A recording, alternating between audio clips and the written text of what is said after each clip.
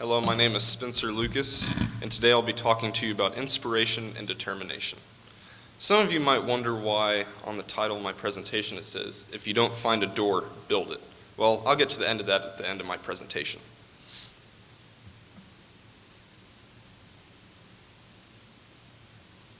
Obstacles.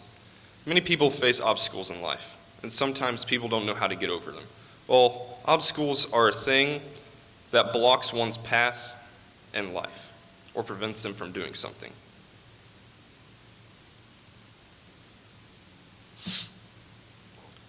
Many people have overcome obstacles in their lives, but some people struggle to get over them. I've relied on two things in my life: inspiration and determination. I was inspired to play guitar by one of my favorite religious singers, Jeremy Camp. Two of my favorite songs that he has played over the years were "My God" and "He Knows." I was determined to play guitar. I first bought my guitar from a teacher here at Oakridge named Mr. Feldstein. It is a harmony guitar, and it just sounds great. For the first time ever, I got up in front of a crowd last year and performed in front of everybody after only 2 weeks of starting to play guitar. I was inspired by one person, and he got me to start playing, and I was determined to be able to do that. And with hard work, I was able to accomplish that.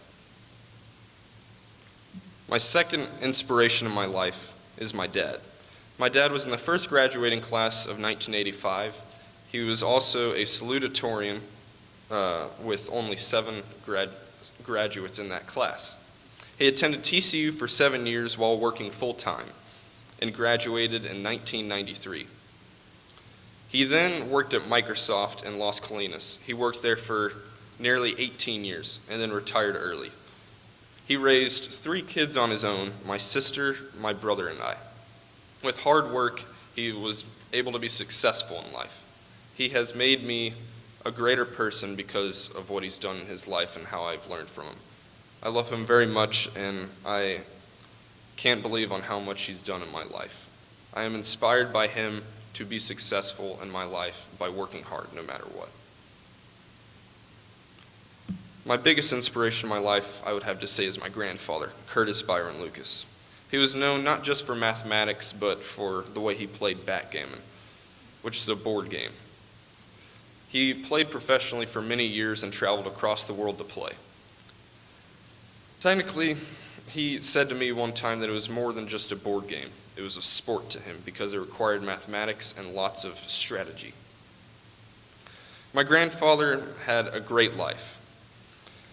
He was born in 1931 and was always focused on sports in life. He always told me to focus on my studies because whenever he was younger, he said that he focused more on sports than he did with his studies. Well, after graduating from high school, he had attended Texas A&M University, but decided to drop out during the Korean War and enlist in the United States Air Force.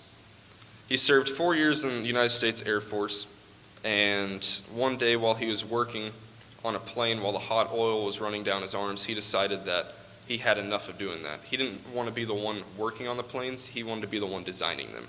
So after he got out after his 4 years, he decided to go back to Texas A&M. He got a Bachelor's of Science in Engineering, and then after that he attended Texas Christian University, where my dad attended, and received a Master's of Science in Engineering, and then also he received a Master's of Science in Mathematics. After all this, with all these degrees, he decided that he was going to start doing what he wanted to do, which was designing planes instead of working on them. He worked at General Dynamics and Vought, which is equivalent to Lockheed Martin. He worked there for many years and retired in the 90s. He inspired me throughout my life because no matter how hard you have to work to get there, something will benefit you later on in life. And he was always pushing me to do my very best in life.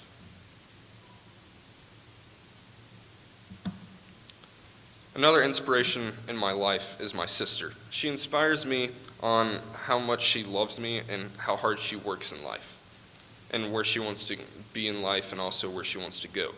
She was determined to be successful no matter what. She's smarter than me, I have to admit, and she's awesome.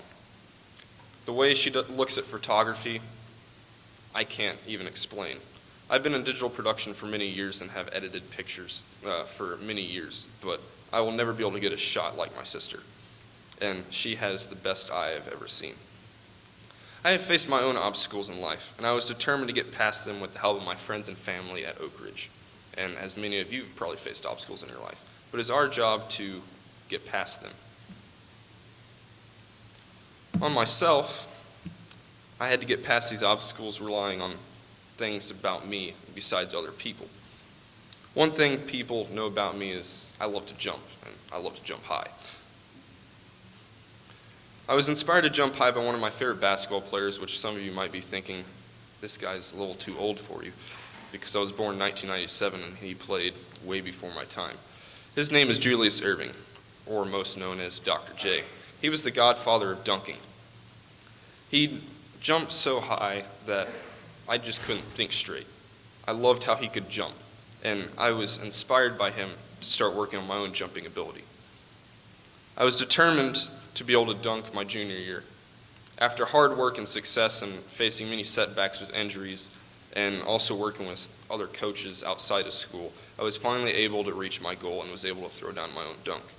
Besides playing basketball, I decided to take my own natural ability and hard work to track. I started doing high jumping.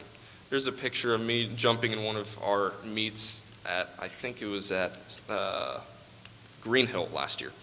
And I didn't quite do as good as I wanted to, but this year I'm determined to meet the Oakridge record and jump 6'1". With hard work and practice, hopefully I'll be able to accomplish that. I was inspired by one person, and I was determined to jump high, and that led me to two things, dunking and high jumping. Another inspiration in my life is my youth group. No matter where I am in life, they will always be there for me and always support me. As a child of God, they love me, and I love them. I'm always inspired by them on how much they help the community and also how they help each other. They're my second family away from home. And my youth pastor, John Simmons, has always pushed me to do my very best in life. Which leads me to the last slide, the door phrase. The door may be missing in life, but you have to be the one to build that door in life and step through it and make your own path. But they might be in pieces sometimes in life, and a little glue never hurt anybody. There's something that will be waiting for you on the other side. Thank you.